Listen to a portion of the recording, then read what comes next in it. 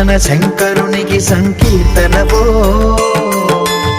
ఈశ్వరుడే అనునిత్యం తనలో తలచుకునే ఓంకారమువో. శివ హృదయం కరిగించే ఆ పంచాక్షరివో. నీ మదిలో మహాదేవుడినే కొలువుంచగా కైలాసమువో. అతని పాదము చందన వెలిగే హారతివో.